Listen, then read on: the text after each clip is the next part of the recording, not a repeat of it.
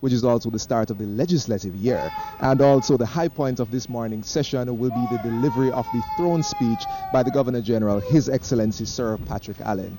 In that speech, the Governor General will deliver the major policy points and plans of the government for this year, as well as the legislative agenda. In the second sitting of today, the Minister of Finance will table the estimates of expenditure for the 2019-2020 year. Correct, Theo, but before all of that, we will have the ceremonial opening of Parliament. And the ceremonial opening of Parliament is deeply rooted in the traditions of the British parliamentary system, with our Jamaican twist, of course. Always our twist. And it can be traced back to 1962, the first parliamentary sitting of independent Jamaica. And at that time, the throne speech was delivered by Princess Margaret, representing Her Majesty Queen Elizabeth II, Jamaica's head of state. Today, Absolutely. The throne speech will be delivered by the Governor General, as Theo said, who is the Queen's representative here in Jamaica. And the Queen, is, of course, is still our head of state. Yes, and as we await the arrival of the Governor General and the other dignitaries, you should be able to see in our backdrop the JDF streetliners. They are now in position, and also the Guard of Honor, who are waiting to receive His Excellency, the Governor General.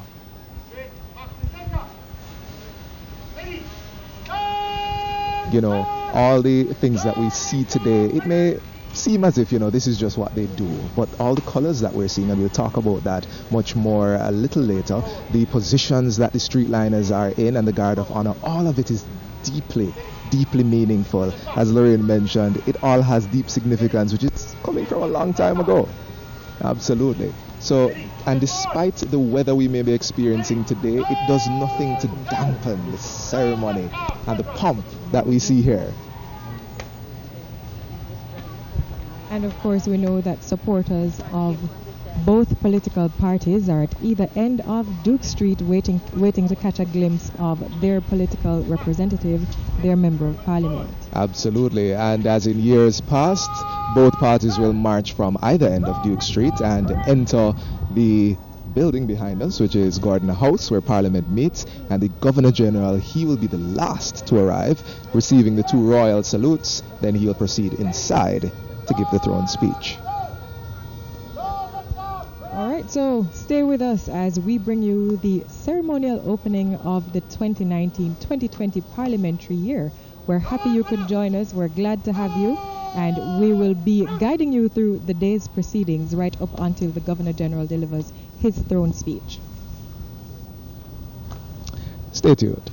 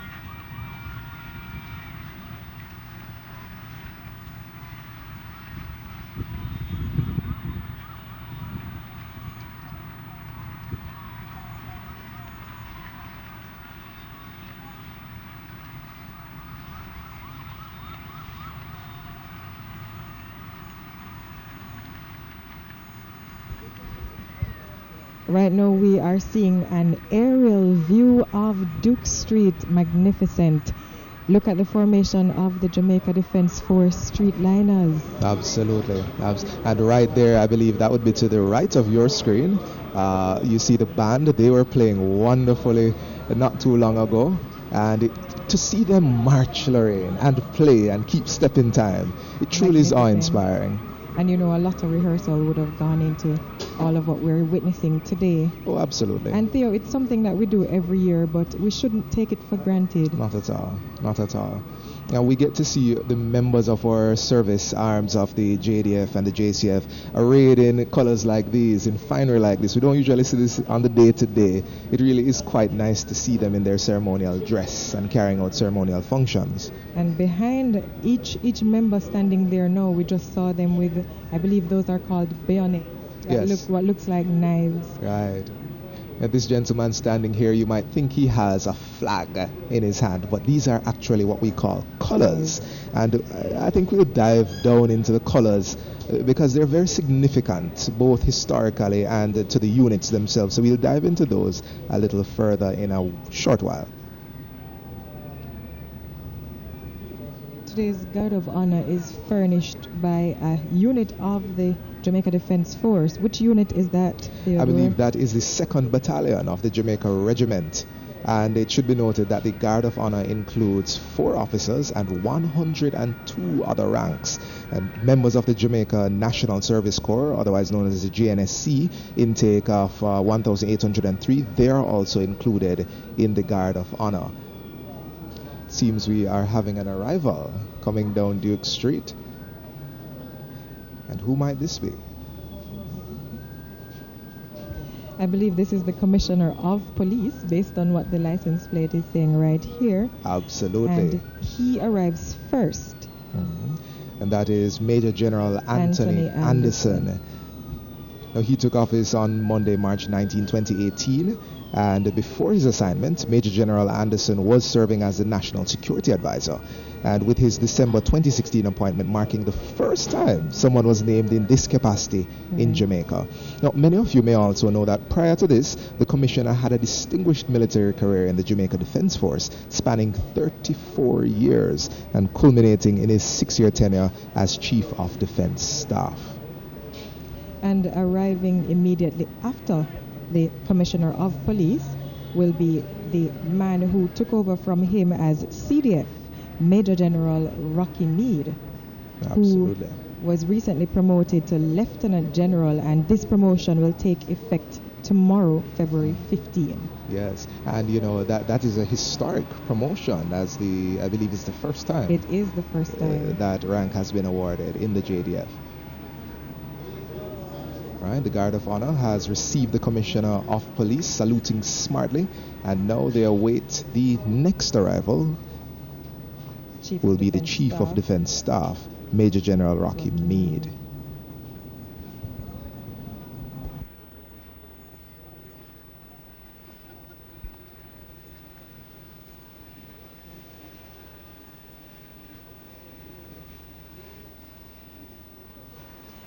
And with Major General or General Meade's promotion that takes effect tomorrow as Lieutenant General, it will also be the first time in the history of the Jamaica Defence Force there are 3 officers in the rank of Brigadier. On your screen now we are seeing supporters of the Jamaica Labour Party waiting to catch a glimpse of their member of parliament, of their political representative. Absolutely. Who will be led, of course, by Prime Minister Andrew Holness. Spirits are high here on Duke Street. We're back again to the Guard of Honor and the streetliners, and just a bit of information about the Guard of Honor. The Guard of Honor is specifically to receive the Governor General in his role as the representative of the British monarch, and as he comes to give the throne speech. And the Jamaica Defence Force, as we mentioned earlier, furnishes the Guard of Honor precisely for this occasion, and it consists of over 100 military personnel. Here we have the Chief of Defence Staff, Major General Rocky Meade, making his arrival, and he will head straight to the saluting dais.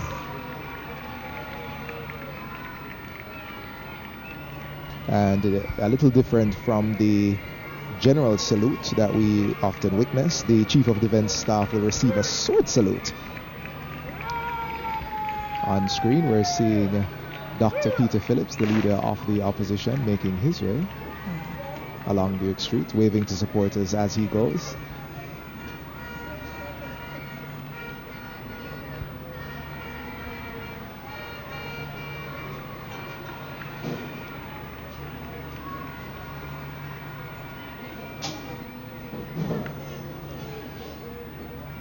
Major General Meade will receive a sword salute.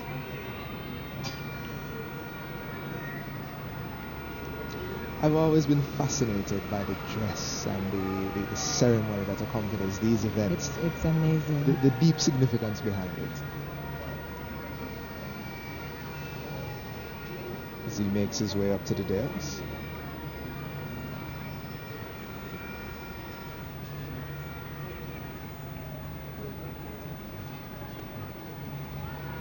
There he is.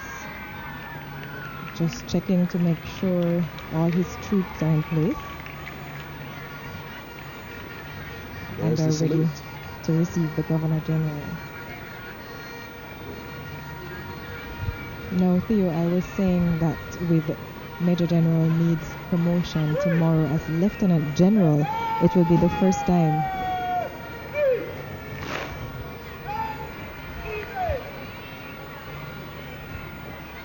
as he makes his way into the house. He greets as he goes. it will be the first time that the Jamaica Defence Force will have 3 officers in the rank of Brigadier. So if we can just quickly go through the ranking structure, Major General Meade was Brigadier prior to being appointed to head of the Jamaica Defence Force. So it was Brigadier, then Major General, then he will be Lieutenant General. So 3 officers will be moving up to the rank of Brigadier. And those are Captain Naval Antoinette Weems Gorman. She will be promoted to the rank of Commodore, which is the equivalent of Brigadier, and she is the first woman in the history of the Jamaica Defence Force to be promoted to this high rank. So it's history making all around for the JDF tomorrow. And 2 other officers who will be promoted to Brigadier are Colonels Raj Mason and Roderick Williams. Yes, they are. Now, we mentioned that we would talk about the colors that we're seeing. And before we talk about the colors, we should talk about the color party. And these are the men bearing the what you would call flags, but are in fact called colors. Now, the color party includes the color ensigns and the escorts. Now, these are 2 officers that will be honored to carry the colors of the unit. And I can just go ahead and tell you now, the colors of the unit are specific to that unit and are the symbol of that unit.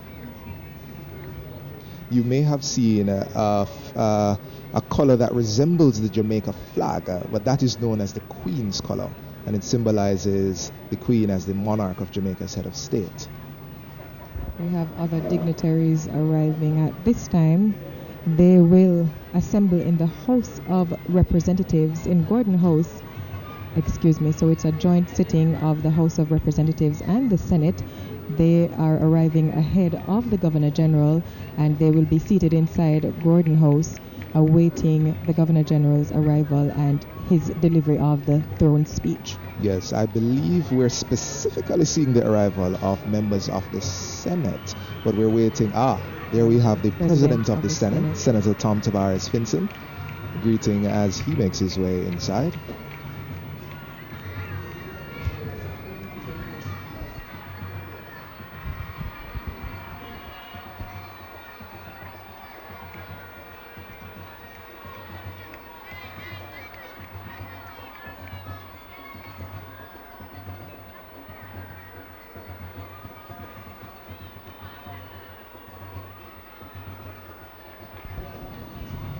Enthusiastic Jamaica Labour Party supporters greeting the president of the party, Prime Minister the Most Honourable Andrew Holness. Yes, we're catching our first glimpse of the Prime Minister as he has arrived. And he will be leading his members of parliament, into Gordon House. We're back to the opposition side, yes. We have the leader of the opposition, Dr. Peter Phillips, leading his troops as it were, leading his members of parliament. We're seeing Lisa Hanna, Peter Bunting,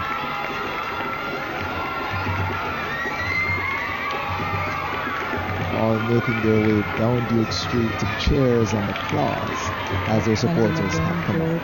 Yes. Natalie Headley. Yes.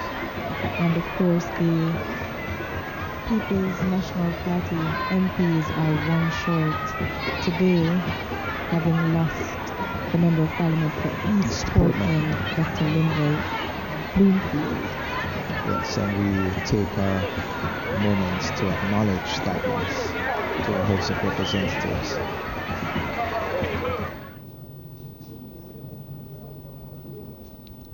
All right, members of the opposition are entering the House to take their seats in advance of the Governor General.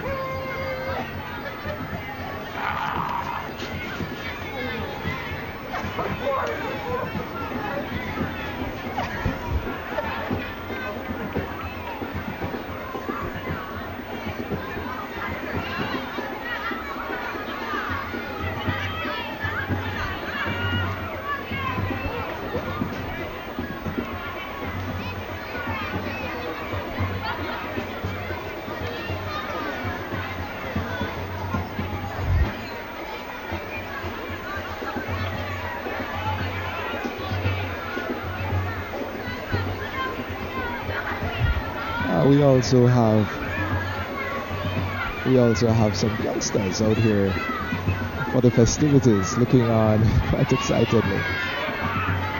This event has drawn people from all areas of life, the young, the old, the in-between, if I may say, and they're all here to witness the ceremonial opening of the Parliament and the beginning of the legislative year 2019-2020. A number of primary schools are in the vicinity of Gordon House, so it's fitting that the youngsters would be allowed outside to catch a view of what is no doubt a significant event in our country's history, in the life of our country. Definitely.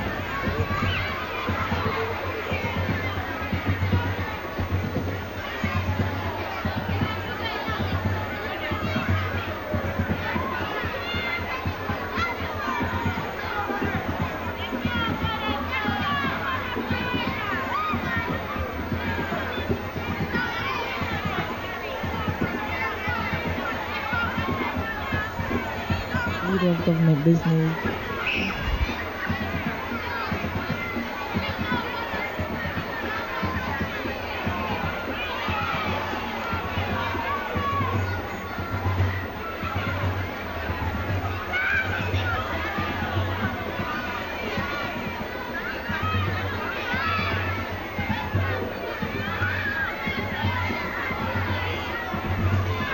As we await further arrivals, just to give you a little heads up, the Governor General will be the last person to enter, and we can expect him to arrive with mounted escorts, and then he will receive a royal salute, and we will see all the ceremony that accompanies that. But the Prime Minister and the members of government are about to enter, I believe. We're seeing the supporters of the JLP. The intensity of their happiness rising. So I believe we're about to see them make their way down the street.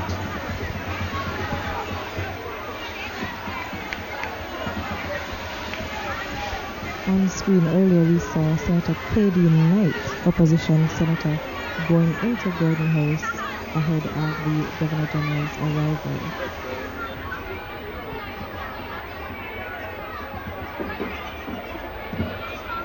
We spoke extensively about ceremony and traditions, Lorena.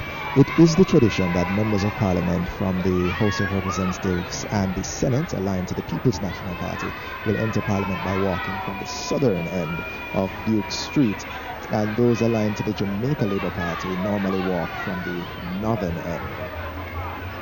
And as you are seeing here, this is an event unto itself on the Jamaican calendar, and traditionally many people gather outside the Parliament at either end to support their particular political party.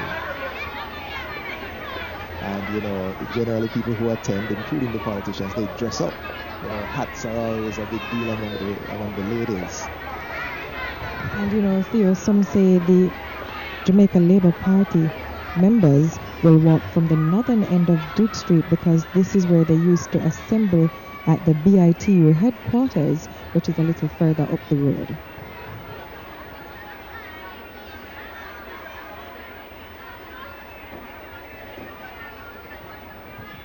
Then the members of the People's National Party took the opposite end. On screen now is children's advocate Diane Gordon Harrison making her way inside Gordon House.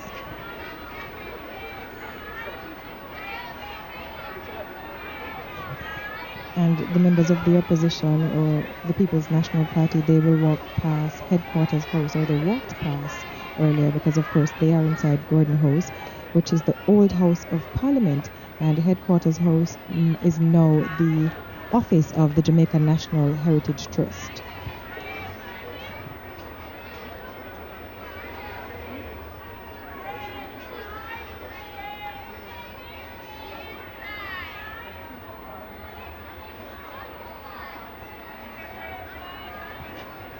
For this ceremonial opening of Parliament, this first session, everything revolves around the Governor General.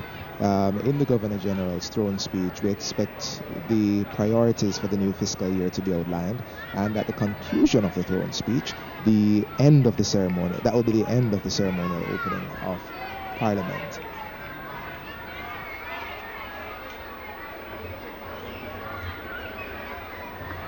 And after the ceremonial opening, the House of Representatives will reconvene at approximately 2 p.m. for the tabling of the estimates of expenditure for the new financial year. And the estimates of expenditure, or as people will call it, the national budget, that will provide details on government spending for the fiscal year, including, of course, allocations for current and capital expenses.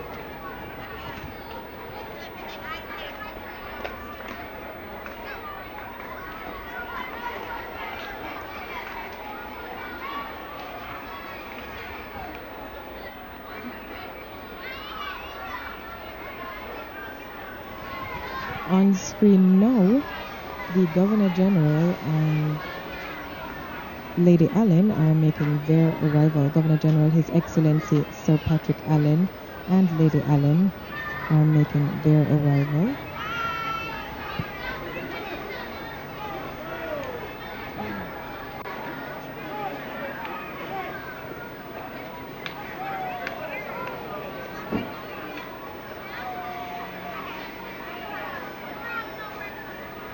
I beg your pardon, this is actually just Lady Allen. She is greeted by the Commissioner of Police, Major General Anthony Anderson.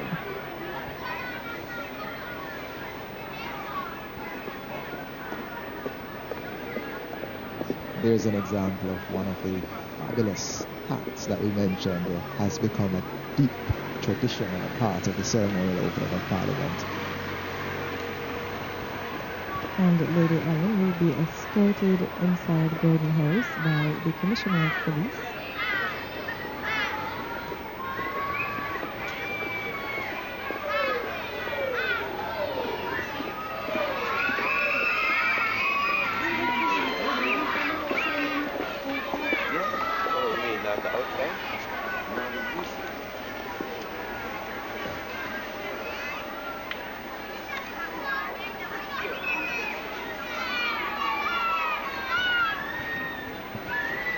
We are seeing a glimpse of the Governor General's vehicle, or the vehicle bearing Governor General, His Excellency Sir Patrick Allen.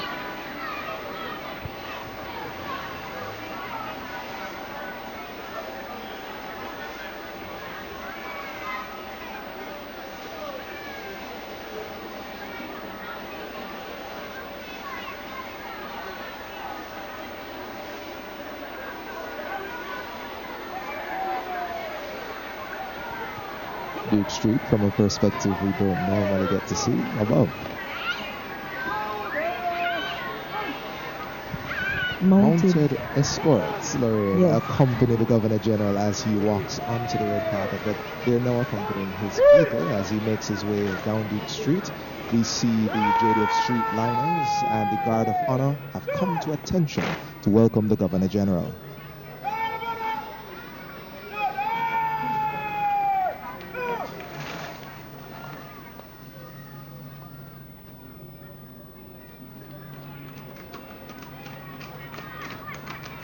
The Governor General will exit his vehicle and be escorted up to the dais where he will receive the royal salute before making his way inside. The Governor General will be met by the Chief of Defence Staff. He's given a salute by Chief of Defence Staff Major General Rocky Mead, who will escort him to the saluting dais.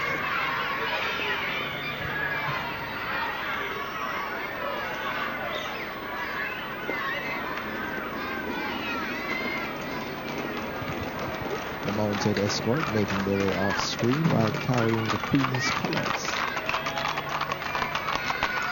But before that, the Governor General will inspect the Guard of Honor. And as we said earlier, Theodore, this morning's Guard of Honor is furnished by the Jamaica Defence Force, the 2nd Battalion Jamaica Regiment. The Governor General now making his way onto the saluting dais.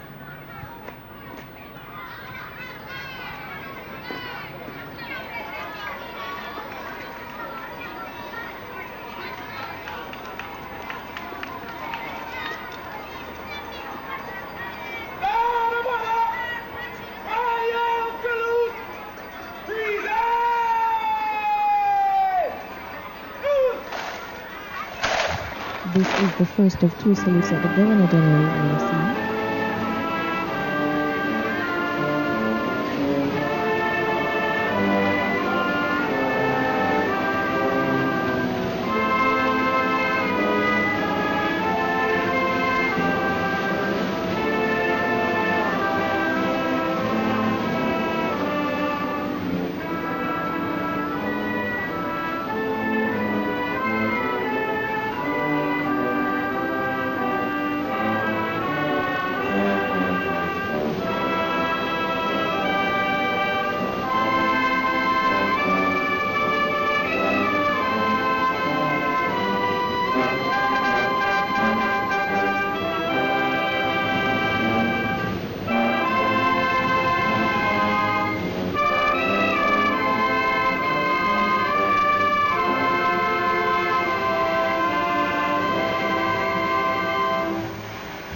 Here at this point, it appears that the national flag is touching the ground, which would be a breach of the flag code for the national flag.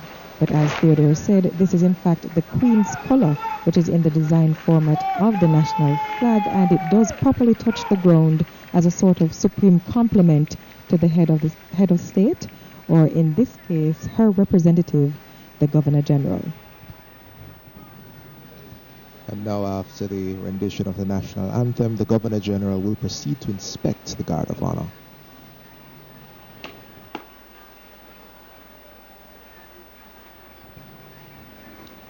The royal salute has been given and has been received. Guard of Honor furnished by the Battalion Jamaica Regiment is formed up in open order with Bennett way to North View, sir. The Governor General is going to make his inspection now, and the Guards of Honor are placed in a specific formation. The right half, where the Guard Commander stands to the front. In the center, with the color party, so in the center there's the color party, and to the left are the others who are the subaltern, or with the subaltern of the Guard, subaltern to the Guard. Today's Guard Commander is Captain Richard R. Robinson. The subaltern of the Guard is Lieutenant Wayne Morgan. The color party includes the color ensigns and the escorts. These are two officers who are honored to carry the colors of the unit. Today's color ensigns are 2nd Lieutenant Kemar H. McCallum and 2nd Lieutenant Adrian M. Thorpe. The The parade regimental sergeant major is Warrant Officer Class 1, Winston J. Williams, and we mentioned the right and left guide. So right guide is Warrant Officer Class 2, Alwyn Forbes, and the left guide is Staff Sergeant Ricardo Lodge. Christopher Lee, who is a Warrant Officer Class 2, he is the conducting Warrant Officer. We've been mentioning colors quite a bit, and I feel now would be an appropriate time to get into what the colors and what they mean and their significance. The colors of a battalion consist of two blasonic banners, two prominent or vivid banners, bearing the markings, the colors, and if applicable, the battle honors associated with that specific battalion. It is the most treasured emblem of any infantry battalion. Those two colors are the most treasured emblem, and no two colors are alike. Each of them bears a separate design, and it depicts only the history of the battalion to which it belongs. Now, to the general public, a soldier is often seen as just another member of the Jamaica Defence Force. The fact is, however, that within the force there are various units. Each of them cherish their own identity, their own history, and their own colors.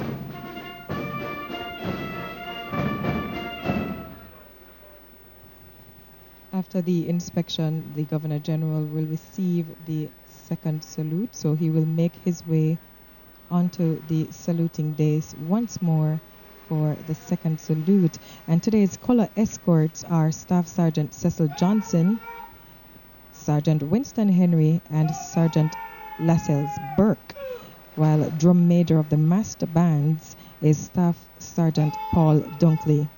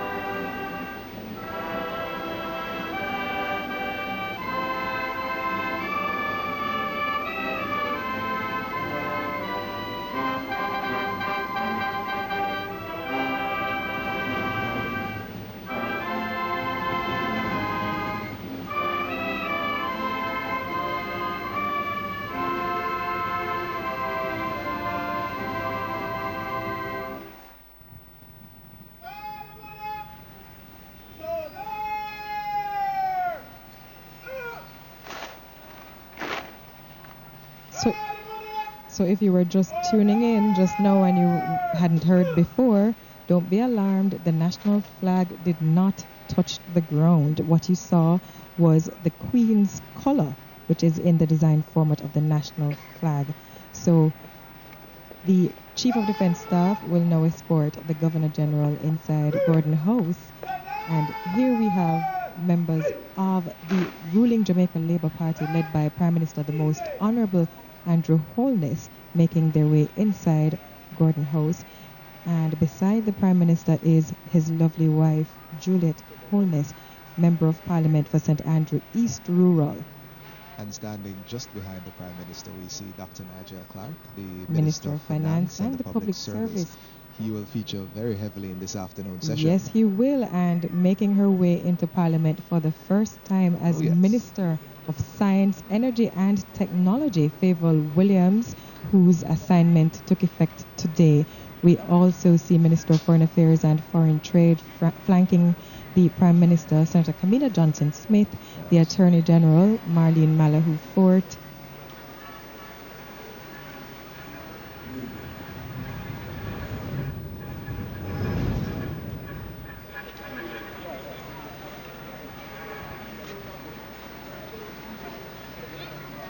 Now that they are making their way inside, the members of the opposition are also inside. The government has gone, and the Governor General, I apologize, has made his way inside. We are just about ready for the delivery of the throne speech.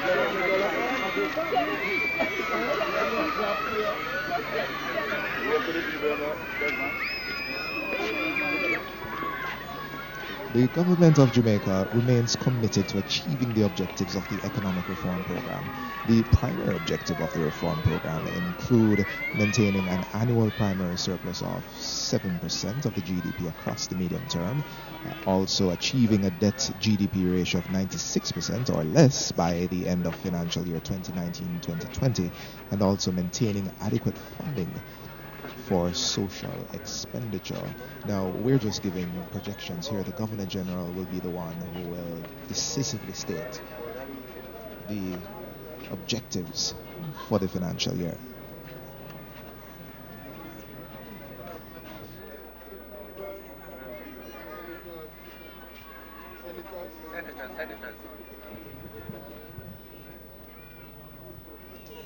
So on your screen earlier, we saw students of St. George's Primary taking in the action at today's ceremonial opening of Parliament, catching a glimpse of their Prime Minister, the Most Honourable Andrew Holness, and of course the members of government, the members of the Senate and the House of Representatives. Now, Theo, the ceremonial opening of Parliament marks the beginning of a new legislative year. And as you mentioned earlier, the Governor General in his throne speech will outline the policy direction of the government for the 2019-2020 fiscal year, legislative year. We're about to move to the inside of the chamber, but Lorraine, as the members of the government make their way inside, can we just comment on how beautiful our national anthem is and how wonderfully rendered it was by the band? Indeed.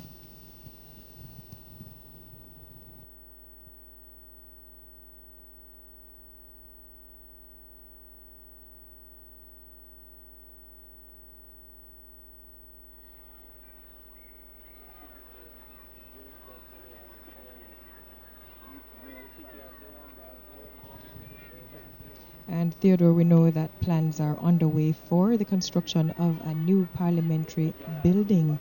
So in the near future, this will not happen at Gordon House, but will actually happen further.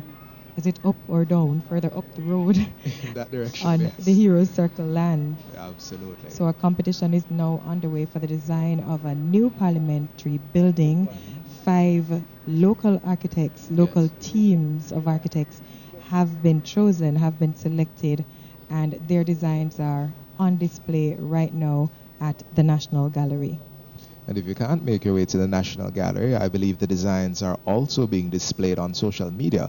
I caught sight of some of the wonderful designs on Instagram the other day. So they're ensuring that everybody is able to see and give their input. And they're actually encouraging persons to vote on their favorite design. Absolutely. So in this way, Jamaicans also have a say in how our new parliamentary building will look, how the seat of our legislature will look.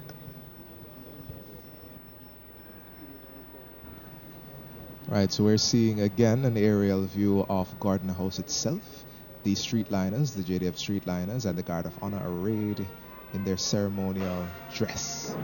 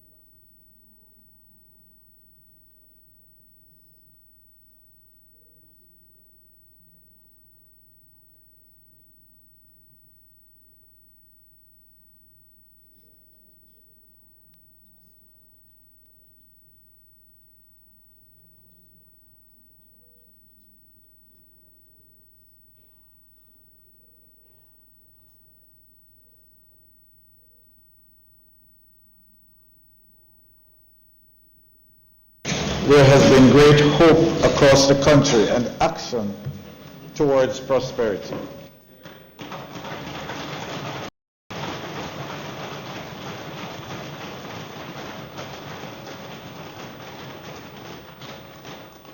This is creating on the horizon a new Jamaica of which we all can be proud.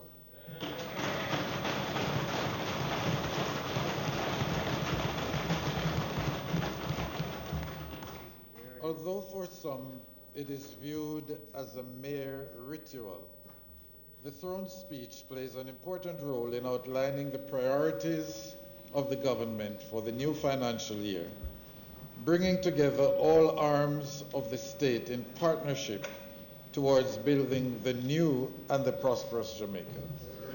It serves a purpose deep beyond tradition, as it outlines the legislative agenda for the Parliament, the policy agenda for the executive, and the general direction of government. We started 2019 on a positive note, following one of the most successful years economically and socially in the country's modern history.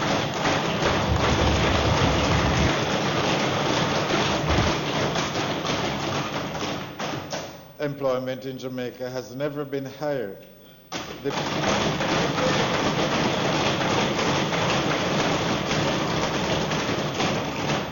The period of economic growth has been sustained across 15 quarters.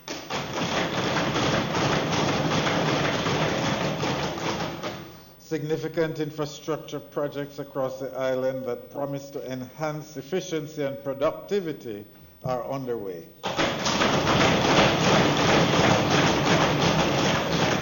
Substantial progress has been made towards a safer and a more secure Jamaica.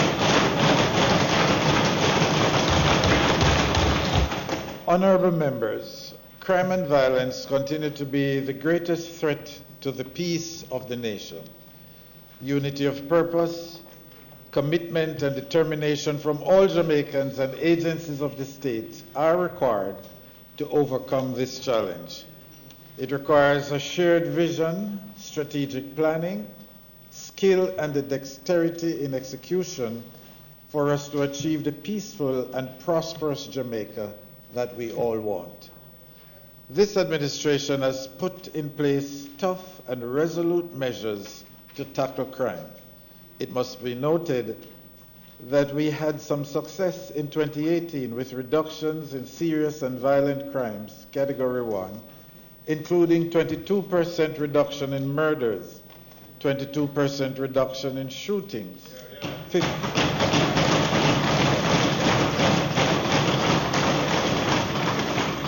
15% reduction in robberies, 12% reduction in rapes.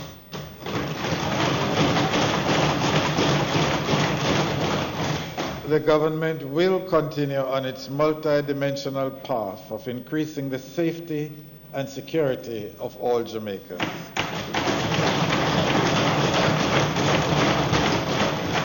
While applauding the successes, we can also acknowledge that challenges remain. These challenges must focus our minds and galvanize our collective efforts towards effective solutions that can bring forward the new Jamaica we all seek. This must lead to sobering thoughts, concrete actions, and redoubling of our individual and collective efforts to build partnerships toward a prosperous Jamaica. We need to get it right to build our great nation and our new Jamaica.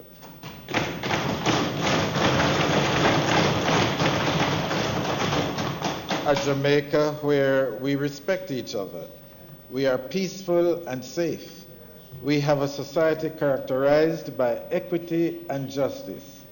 We have access to opportunities to learn and improve. We have prospects to earn through gainful employment. We can all save, invest, and prosper.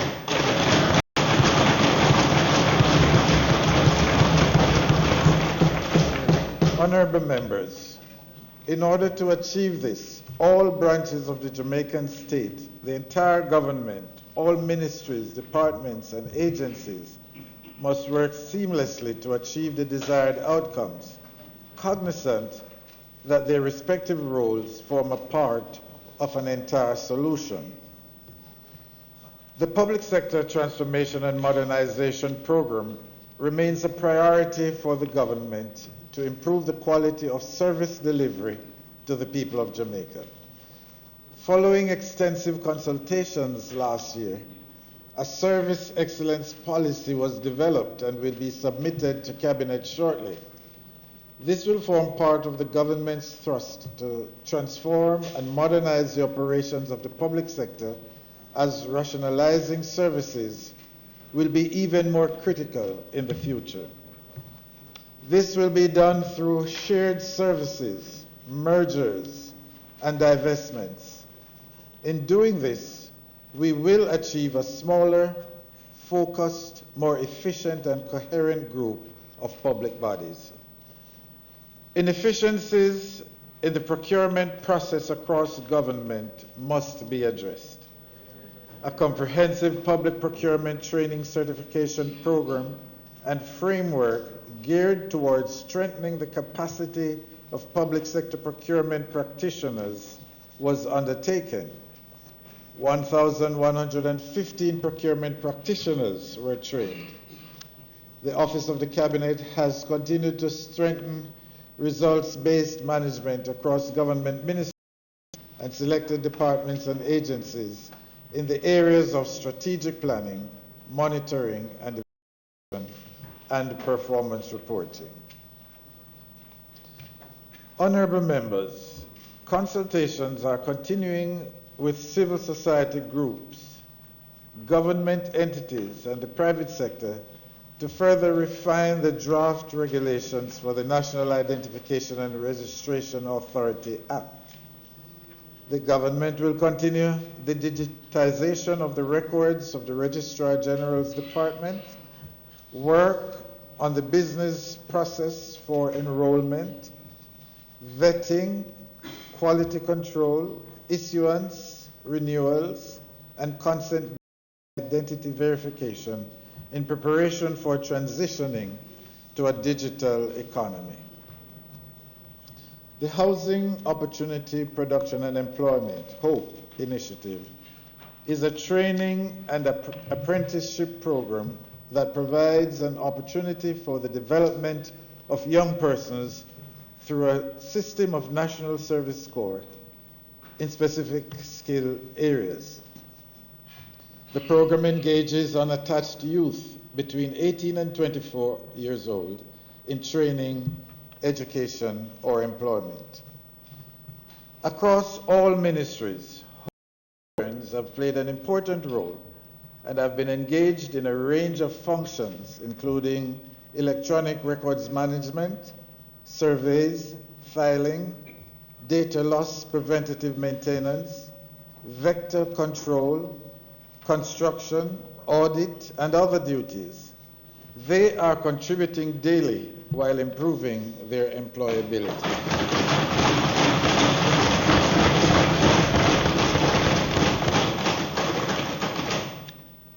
In order to facilitate an efficient focus on human capital development, the Human Employment and Resource Training Amendment Act will be tabled in this legislative year. The Apprenticeship Act and the National Youth Service Act will be repealed, and the functions of the Apprenticeship Board, the National Youth Service, and the Jamaican Foundation for Lifelong Learning will be vested in the Heart Trust.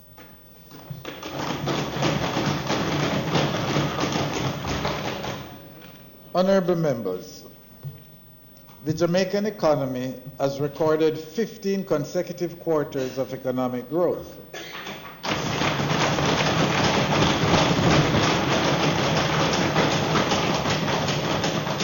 Several economic indicators point to vibrancy in the Jamaican economy and optimism among economic agents.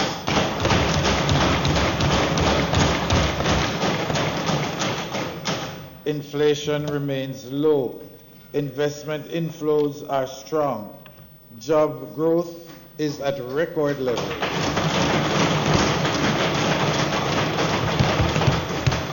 Jamaica's net international reserves are robust, and the country's debt to gross domestic product is expected to be below 100% by the end of the fiscal year 2018-2019. These are positive signs on which to build a firm foundation for a prosperous and new Jamaica for all. Indeed, Jamaica is on a path to economic independence. In that regard, international partners have commended Jamaica's performance on several counts. Fitch Ratings Agency recently upgraded the government of Jamaica's long-term foreign currency issuer and local currency issuer default rating to B+ from B, and revised the outlook to stable from positive.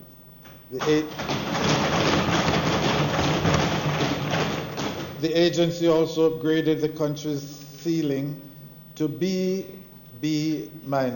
from B, representing Jamaica's highest credit rating in over 10 years.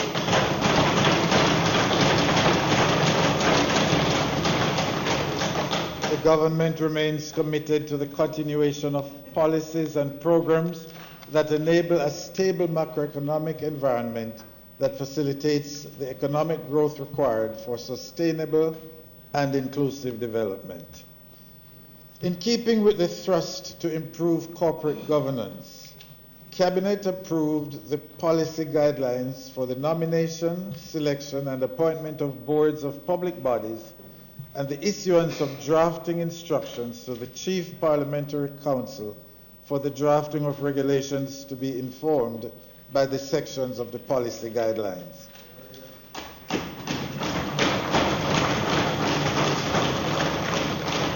Cabinet also approved the establishment of an independent fiscal council for Jamaica as part of measures to strengthen Jamaica's fiscal responsibility framework, the FRF. The Fiscal Council will be an independent, non-partisan institution with the responsibility of helping to promote economically sustainable fiscal policies, monitoring the government's compliance with the fiscal rules, and informing the public on economic matters. A bill to modernize Jamaica's central bank and make inflation targeting the cornerstone of monetary policy is before a joint select committee of Parliament.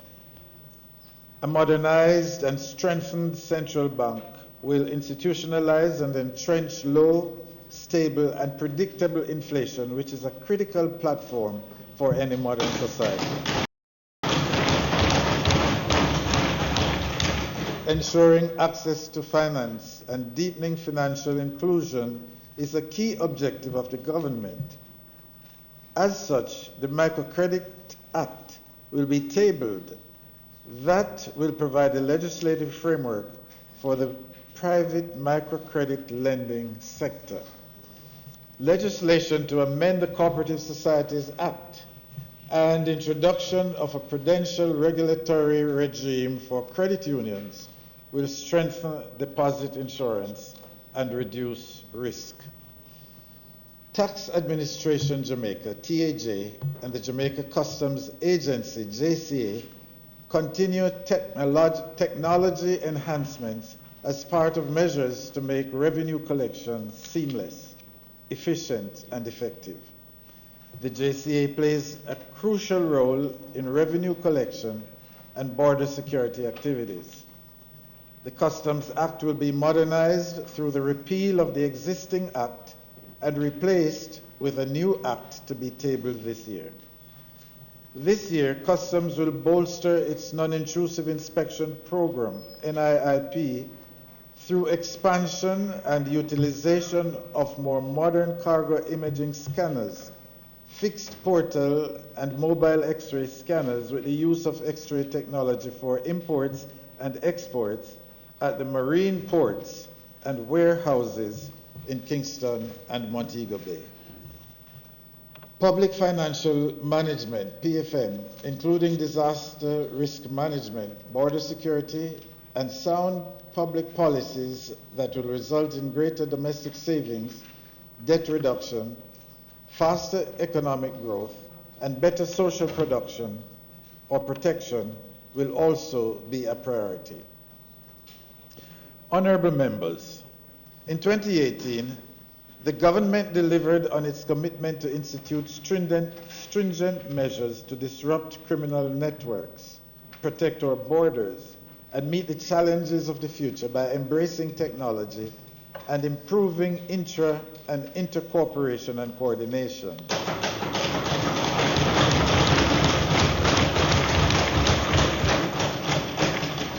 Addressing crime and violence is one of the most challenging tasks that require practical initiatives supported by robust legislative and policy frameworks. In this regard, to drive further security improvement, we require new legislation and/or amendments to existing legislation, including the Police Act. This will provide for the modernization and transformation of the Jamaica Constabulary Force. It is now ready for approval by Cabinet and will be tabled this year.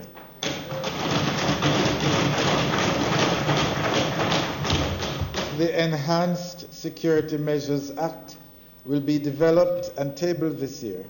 It must be noted that this act requires focused unity of purpose as we must speak with one voice.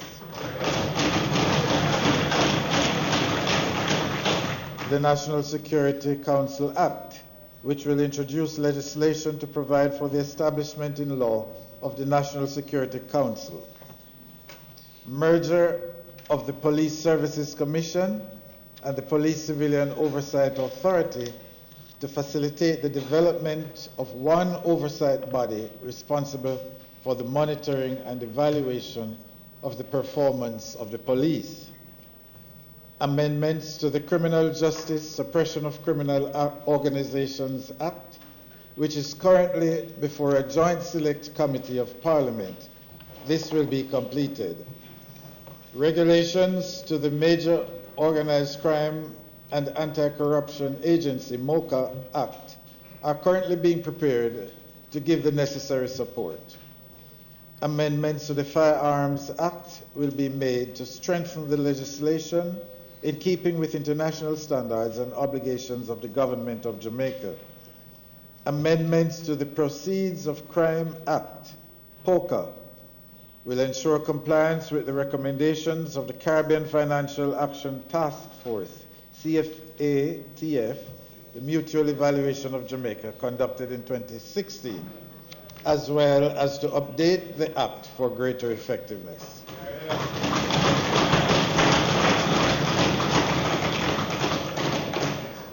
In furthering the security of Jamaica, this year the government has allocated significant capital expenditure for national security and defense.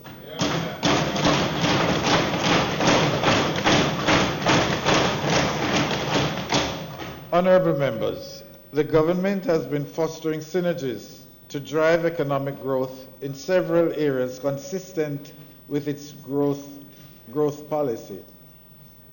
The government will seek to increase the capacity of Jamaica's economy to produce goods and services. In so doing, the government aims to create the conditions for sustained growth by improving the ease of doing business in Jamaica, increasing Jamaica's resilience to environmental hazards and climate change, improving Jamaica's trade competitiveness, and providing opportunities for safe, affordable, and legal housing, among others.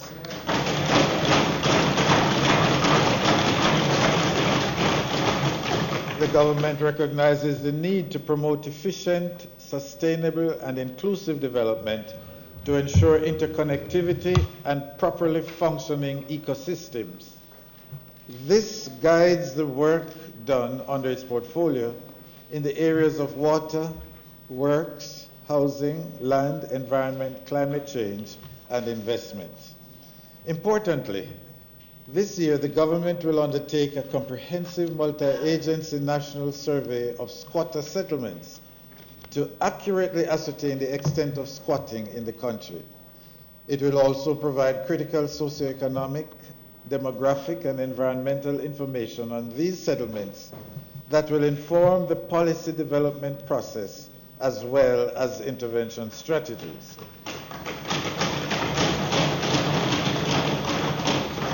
This year, the government will unveil a new social housing program, SHP, which will see the provision of indigent housing, relocation of vulnerable communities, and the upgrading of tenements or big yards.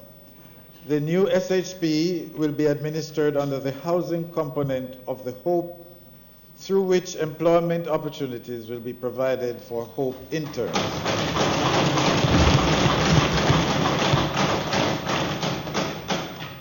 Drafting instructions are now being finalized for the amendments to the Registration Strata Titles Act, the Real Estate Dealers and Developers Act, the Timeshare Vacations Act, to give effect to the establishment of the Real Estate Authority of Jamaica for greater efficiency. The government will also bring legislation to regularize communities with shared amenities not governed by the Registration Strata Titles Act. The National Housing Trust is delivering on its policy direction to build more houses for Jamaicans.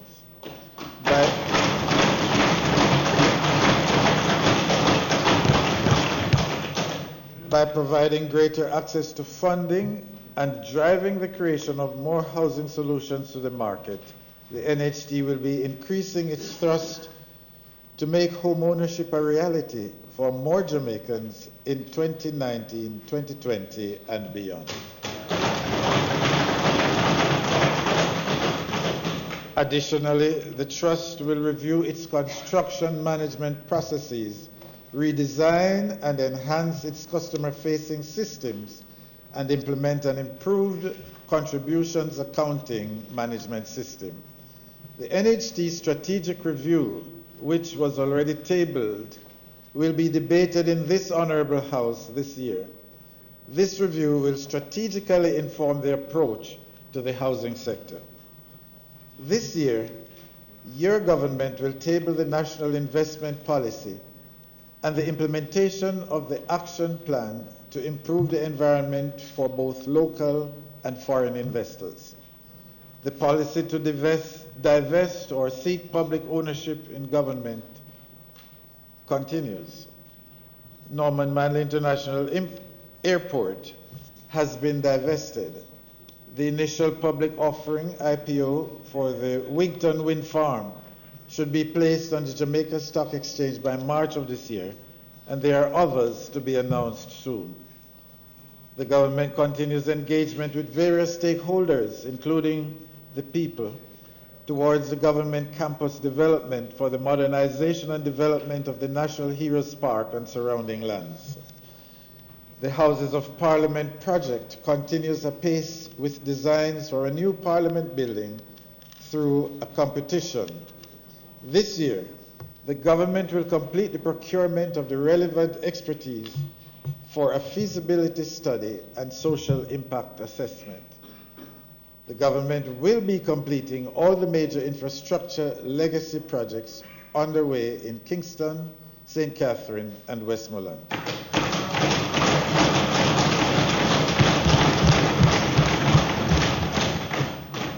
In addition, the administration will also embark on major roadworks in the eastern section of the country to include St. Thomas and Portland, as well as to continue the major activities linking Clarendon to Manchester via the East-West Toll Road.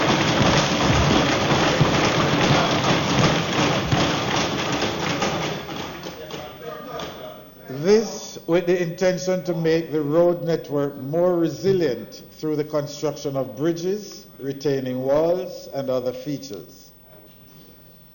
Honorable members, a sustainable environment and climate resilience are critical to economic growth. This year, the government will amend the Natural Resources Conservation Authority NRCA Act, the Forestry Act, the Wildlife Protection Act, and the Watersheds Protection Act in its effort to strengthen the regulatory framework governing the management and sustainable use of our country's biological and natural resources. The government has successfully implemented the first phase of the ban on some plastic packaging materials.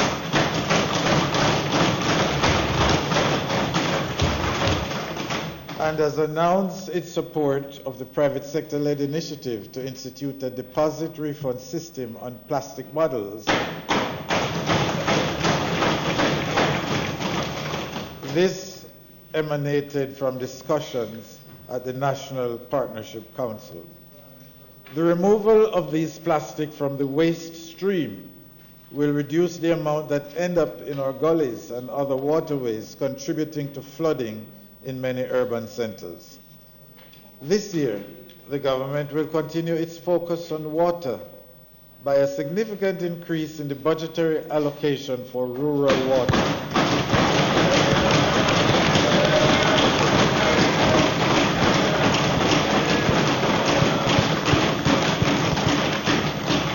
The government continues to address the current challenges and will shortly announce some interim measures to improve the provision of consistent potable water to the areas affected.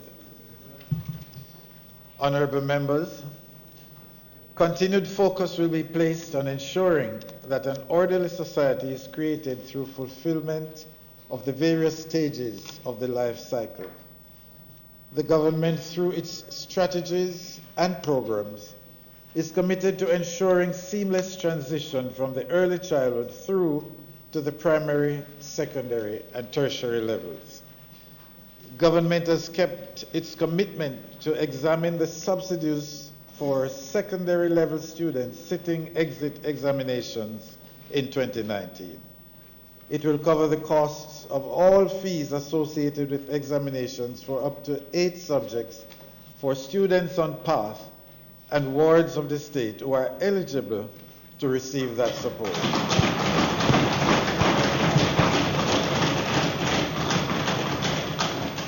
Through various partnerships and initiatives, over 6,000 computers and aided devices are being provided to schools at all levels. Additionally, in terms of infrastructure and to further integrate all students in the school community, some 111 primary schools were identified for the construction of ramps for access to students with physical challenges.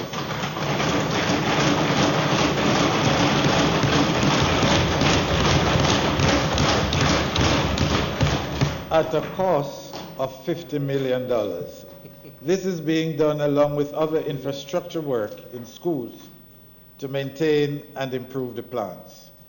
This legislative year, the government will bring amendments to the Child Care and Protection Act and the Education Act and regulations, while the new Higher Education Commission Act and regulations and the Jamaica Teaching Council Act and regulations will also be brought for your approval.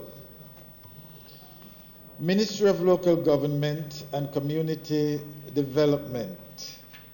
The government achieved some critical milestones over the past year. Of note was the enactment of the Building Act 2018, which has been in effect since January 15, 2019.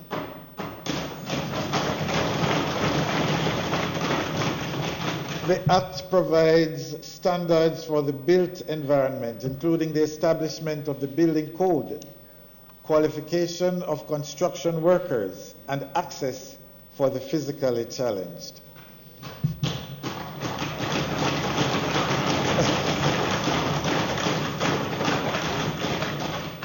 For this legislative year, the Ministry of Local Government will procure 100 garbage collection units for the National Solid Waste Management Authority, NSWMA.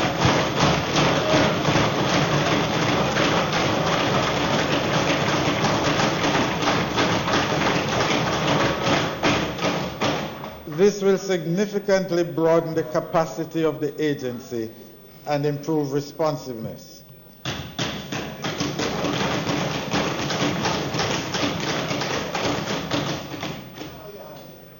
Three key regulations governing solid waste disposal will be brought before this Honorable House. Firstly, the National Solid Waste Management Authority, Disposal of Solid Waste Facilities regulations. This will seek to regulate the kinds of material which may be disposed of at a disposal site and the manner in which such disposal is done. Secondly, the National Solid Waste Management Public Cleansing Regulations, which will outline the full schedule of penalties for all breaches of the Act. And lastly, the National Solid Waste Management Authority disposal of hazardous waste, electronic and electrical regulations and order, which will provide for the disposal of hazardous wastes to include electronic and electrical items. The Jamaica Fire Brigade will secure 8 pumpers in the 2019-2020 financial year. The agency will also acquire 20 life rafts for flooding and swift water rescue. These equipment will strengthen the brigade's ability to respond to emergencies across the country.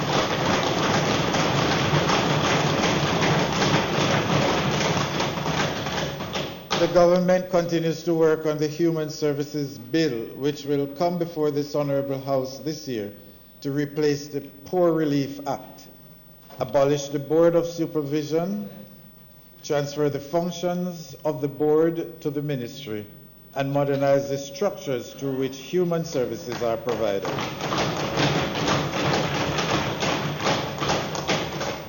Regulations to the Local Governance Act and the Local Government Financing and Financial Management Act to give operational meaning and clarity to the new standards of governance and the new regime concerning the financing of local government. These are expected to be concluded and taken before this Honorable House for your consideration. This year, the government will continue priority focus on the promotion of a healthy and active lifestyle to alleviate the effects of non-communicable diseases, its burden on individuals and the health system. The Jamaica Moves program continues to encourage Jamaicans to get moving to improve their health.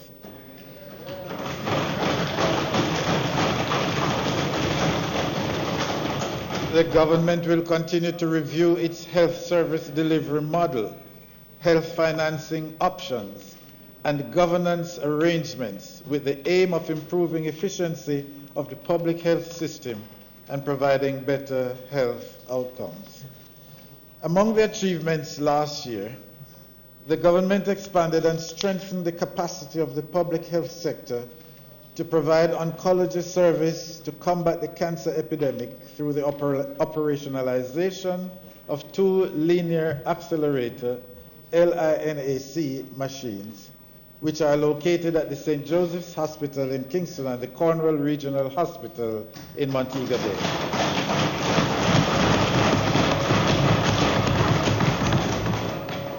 Another significant achievement saw access to National Health Fund drugs at private pharmacies without sole dependence on hospitals or drug-served pharmacies through the government's public sector pharmacy program.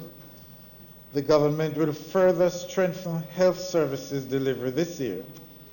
3 major hospitals, Spanish Town, Maypen, and St. Anne's Bay, have been targeted for service upgrades in keeping with population expansion and the increased need for specialist medical services.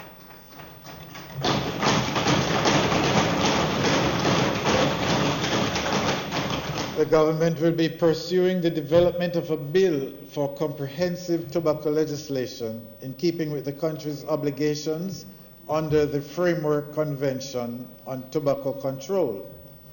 The objective of this bill is to address areas not adequately covered in the existing legislation, which includes tobacco advertising, promotion, and sponsorship, as well as the prohibition of sales of all forms of tobacco and its products to minors.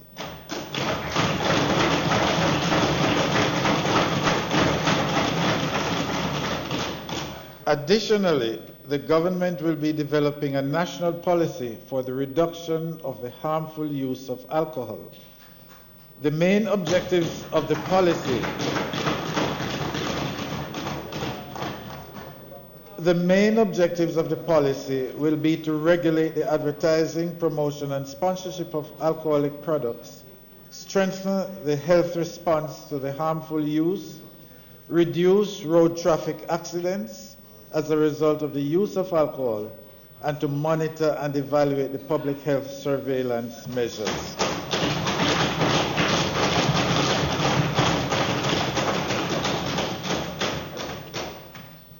Honorable members, Jamaica scored a major victory with the inscription of reggae music to the United Nations Educational, Scientific, and Cultural Organization.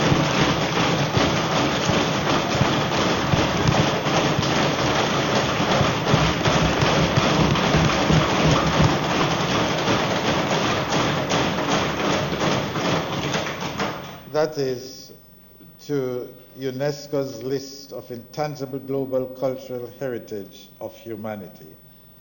This demonstrates that reggae music has served to foster better understanding of musical art as a tool for promoting dialogue among people and appreciating cultural diversity among ethnic groups worldwide.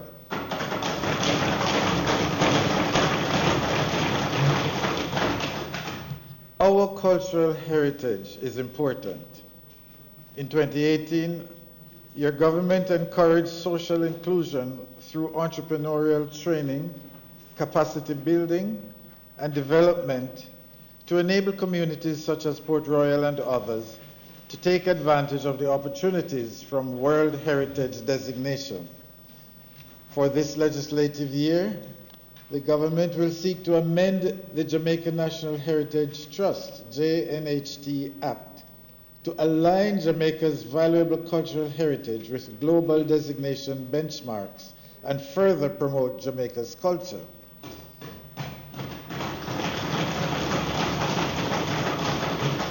The Cultural and Creative Economy Act, as well as the Entertainment Industry Act, will also be brought to this Honorable House for approval.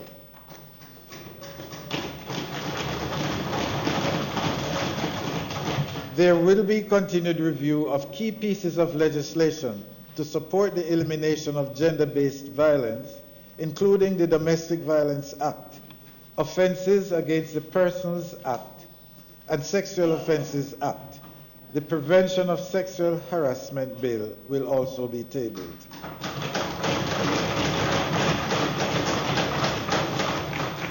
In the area of sports, the government will conclude a review of the national sport policy, along with a study of the contribution of sport to national development and employment.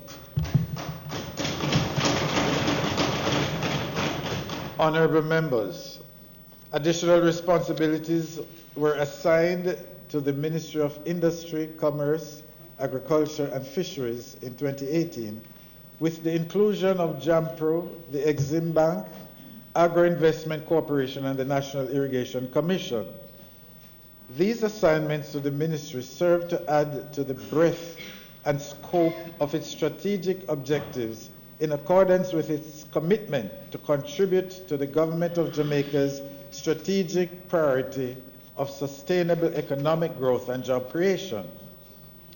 Increased production and productivity in infrastructure development and supporting of the MSME sector will be the main focus.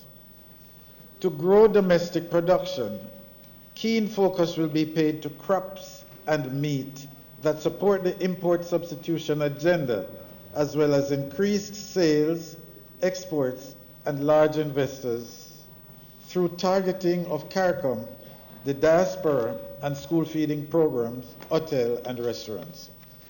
The government, through RADA, will continue the rehabilitation of approximately 1,000 kilometers of farm roads. In addition,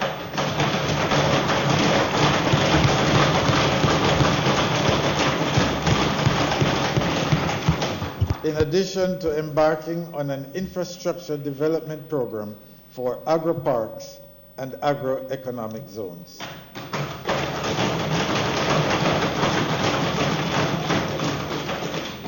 Members of this Honorable House, Strategic priorities for the government continue to be social protection, human capital development, and inclusive sustainable job creation and economic growth. Last September, PATH commenced the payment of a back-to-school grant with approximately 560 million Jamaican dollars disbursed through this initiative. Not just the initiative, but through this new initiative, with 160,000 students receiving grants of $3,500 each.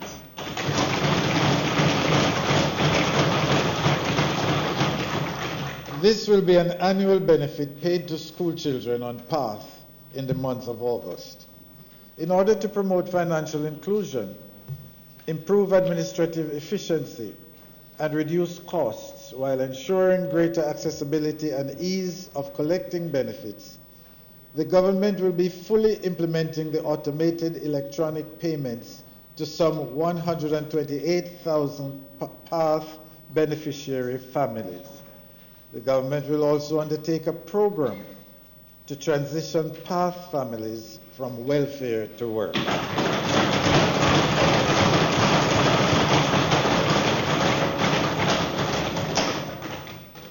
As part of a focus on the aged population who have a wealth of knowledge and experience, we will seek to increase access to employment for older persons through the National Council for Senior Citizens Golden Age Support Program.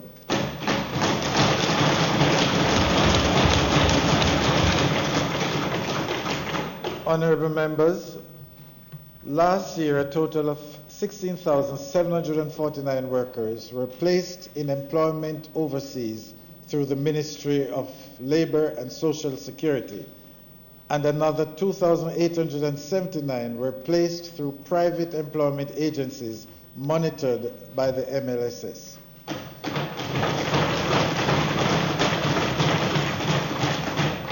In the upcoming legislative year, the government will continue the review of the National Insurance Act and regulations, complete revision of the National Policy for Senior Citizens, and finalize the regulations and codes of practice on education and training and employment in support of the Disabilities Act.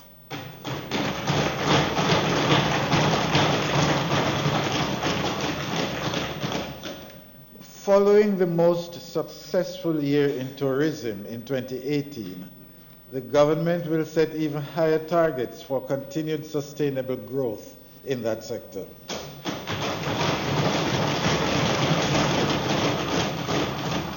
The government is therefore working to attract and facilitate new public and private investments, developing and opening new destinations and attractions, training and certifying more tourism workers, supporting and facilitating more entrepreneurs and innovators, and integrating more technology into tourism products and services to drive productivity and make the tourism experience more fulfilling and seamless. The government will continue its innovation through partnership with the Tourism Enhancement Fund and the Exim Bank, offering special loan facilities to small tourism enterprises.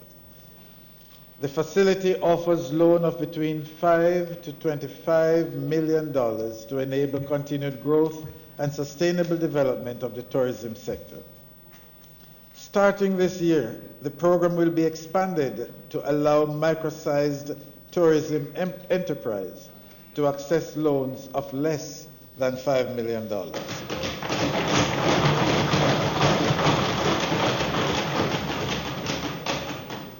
After much consultation with the industry, for this legislative year, the government will table the Tourism Workers' Pension Bill and regulations.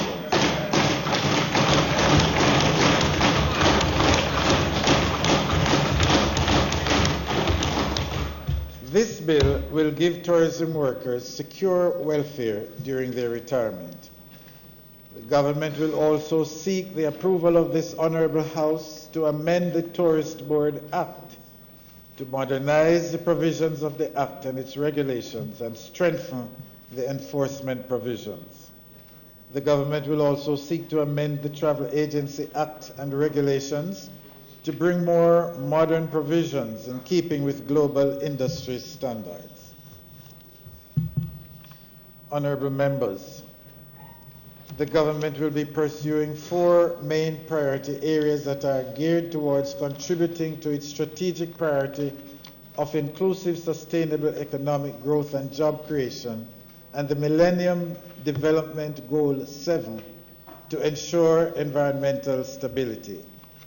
The government will prioritize the development of an integrated transport system, land, rail, sea, and air, implementation of the Road Traffic Act, establishment of the Island Traffic Authority as a statutory body, promotion and expansion of the mineral sector,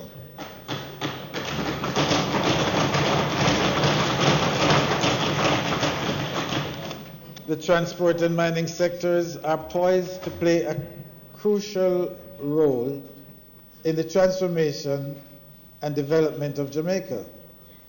With the passage of the new Road Traffic Act and the introduction of a dedicated police unit to address public safety and good order, the public can expect to see a return to discipline and order on our roads.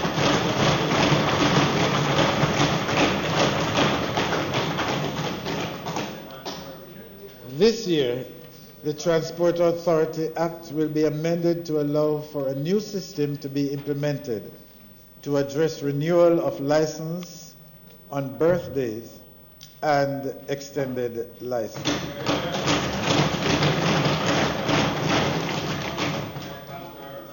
The Jamaica Urban Transport Company, JUTC, underwent significant technological innovations to reduce losses and enhance rider experience. These strategies will be intensified in the coming legislative years.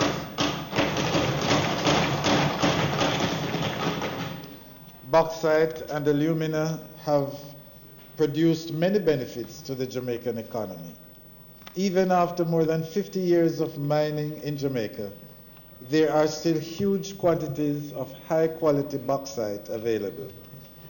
The revitalization of the global and local industries is to be evidenced by the reopening and expansion of closed bauxite alumina plants.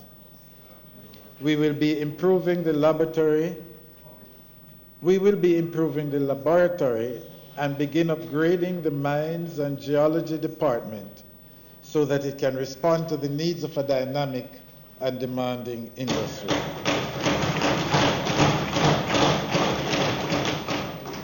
The implementation of the first phase of the privatization of the railway, Montego Bay to Appleton, will be pursued this year.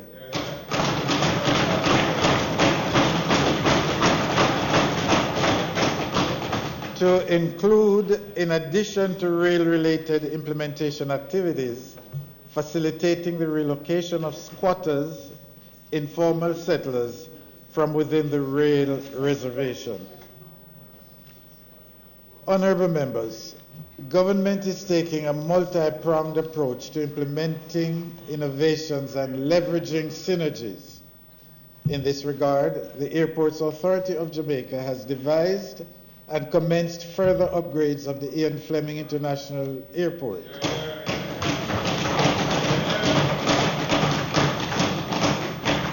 To drive growth in the tourism and air transportation sectors. The expanded airport facilities will be able to accommodate particular design aircraft types for an increase in commercial passenger movement and general aviation travel.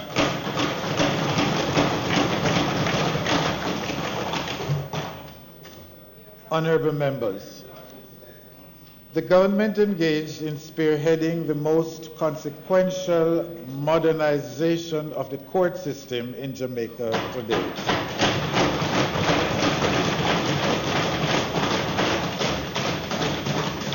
In 2018, the new Court of Appeal building in downtown Kingston was opened, along with several along with several reforms to improve the delivery of justice across the country. The government will continue to rehabilitate and make new investments in critical physical court infrastructure and new technologies to increase efficiency.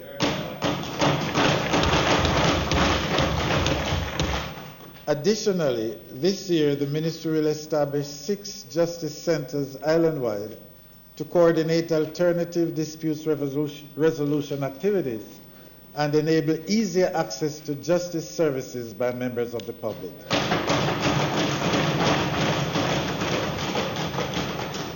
With the completion of these justice centers, the Ministry would have fulfilled one of the binding obligations under the 11th European Development Fund, EDF, to have child diversion facilities, justice centers, fully operational as at March 2020.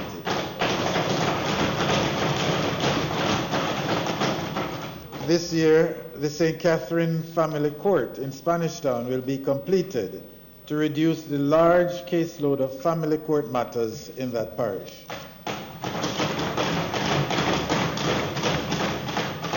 Architectural designs are being completed to support the construction of a regional judicial complex, a regional Supreme Court, High Court, and Family Court in Western Jamaica to co-locate justice services to address infrastructural gaps and judicial complexes in St. Anne, St. James, and Manchester.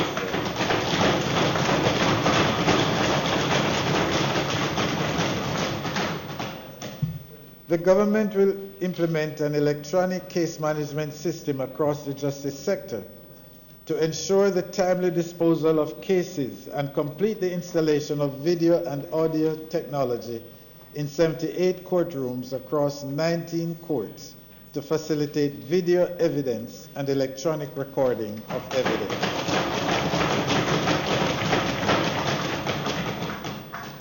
This year, amendments will be made to the Public Defender's Interim Act to establish a National Human Rights Institute, Law Reform Notice of Alibi Bill to include the requirement for defense counsel to give notice of their intention to rely on an alibi, statutory revision and amendment of the Indicom Act, a proposal to widen the powers of the Commission, example, powers of arrest and other powers akin to a constable's power.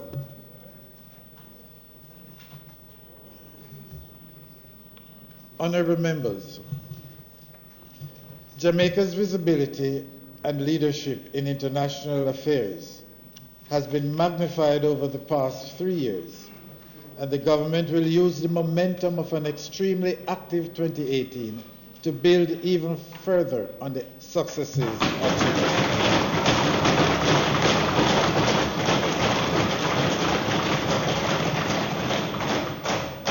Engagements will continue at the bilateral, regional, and international levels with our partners, including and especially the diaspora.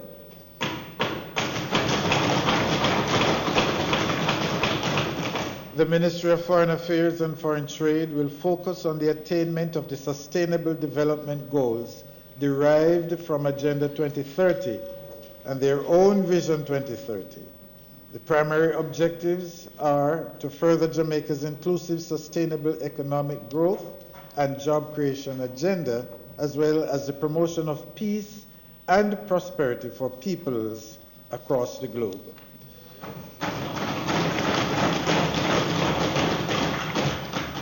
Your government will implement a new foreign affairs management strategy to include the restructuring and strengthening of the Ministry of Foreign Affairs headquarters and overseas representational functions. The newly constructed office building in downtown Kingston will undoubtedly facilitate the ministry's improved operational capacity. This year, the government will work assiduously to leverage new opportunities in both traditional and non-traditional partner countries to support trade, investment, and technical cooperation pursuits. CARICOM, as an important partner, will be engaged towards the full implementation of the single market and economy, including the provisions for free movement of a wider category of skilled nationals across the region.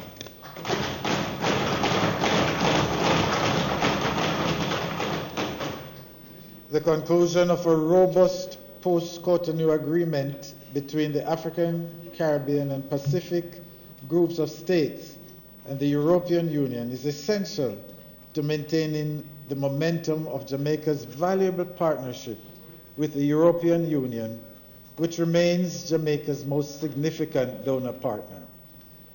We will continue to play our role in seeking to conclude successful negotiations this year.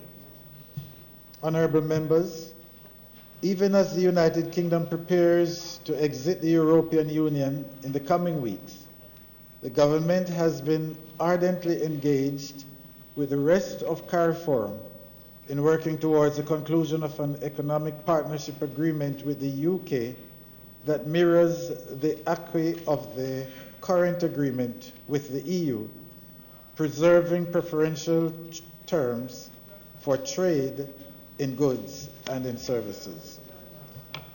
At the level of the United Nations, the government will, through the mandate given to the Prime Minister by the UN Secretary General, seek to sensitize and garner the rest of the international community in relation to our collective responsibility to provide funding to address the global impact of climate change. For this legislative year, the Ministry of Foreign Affairs and Foreign Trade will bring to this Honourable House the United Nations Security Council Resolution Implementation Act Amendment and the Terrorism Prevention Amendment Act, and a bill to implement the Chemical Weapons Convention and the related UN Security Council Resolution 154. Honourable members, Jamaica's prospects have scarcely been bright.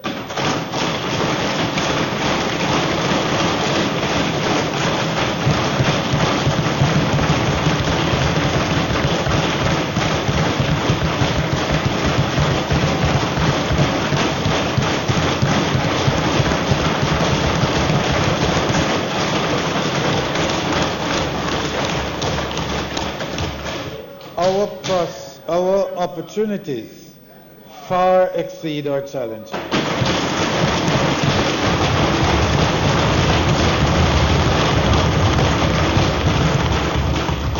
Our potential surpasses even our greatest expectations.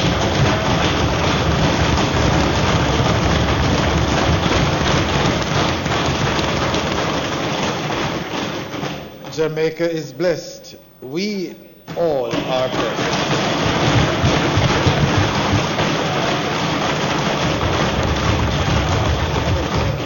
Together, we must seize the opportunity.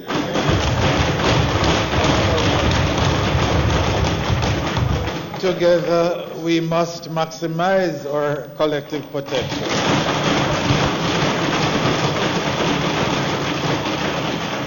Together, we must move from thought to rapid implementation.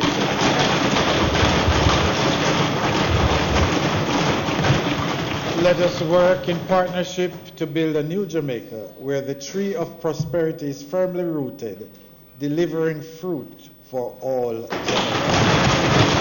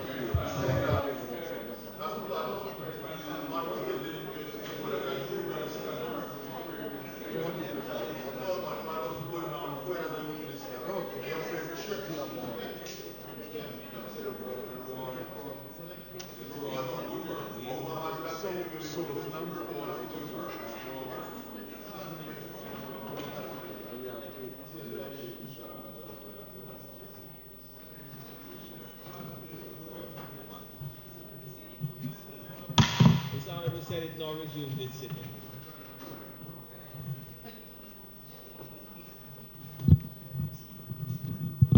Statements by ministers, announcements, bills brought from the Honorable House of Representatives, petitions,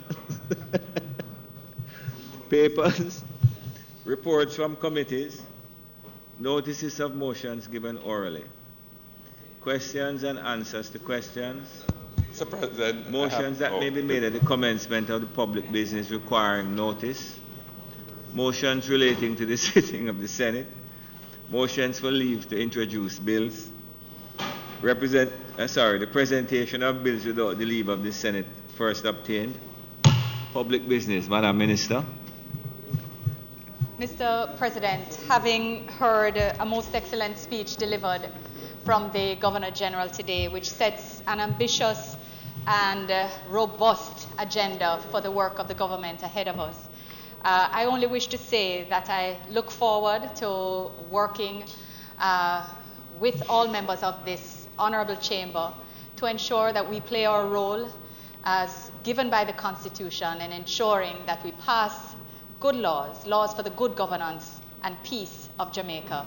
I look forward to the start of this new parliamentary year and very much wish each and every one of my colleagues on both sides of the aisle all the very best as we go forward together.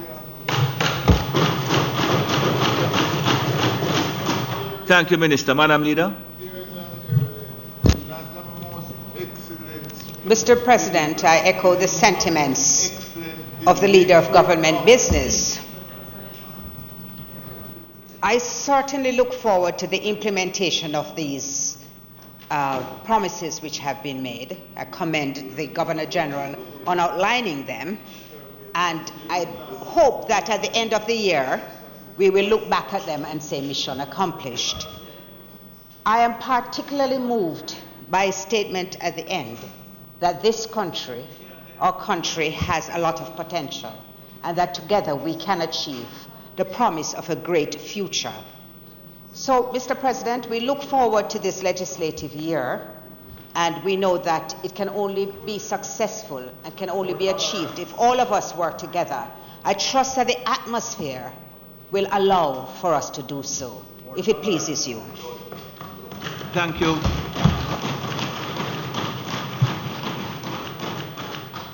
Thank you, Madam Leader of Opposition Business. Leader, Minister. Mr. President, it is not intended to do any further business today. Might I ask that the Senate be adjourned for a date to be fixed? Just before I do so, would Madam Minister and Leader, Madam Minister and Leader, would you both see me in my chambers immediately after the adjournment? The question is that the Senate be adjourned for a date to be fixed. Those in favor? Against? The Honorable Senate now stands adjourned.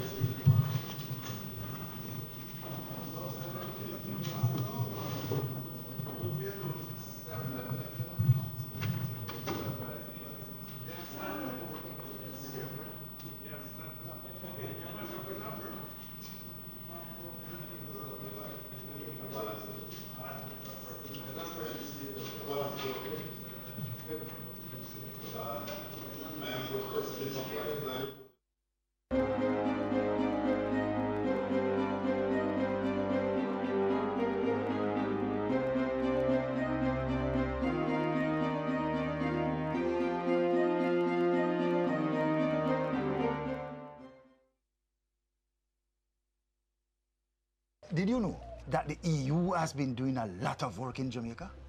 397 houses have been built for residents in sugar-dependent communities, replacing the old barracks-type housing in which they used to live. The condition of the barracks were completely rough. No light, no water. We never have any transport. The bathroom is outside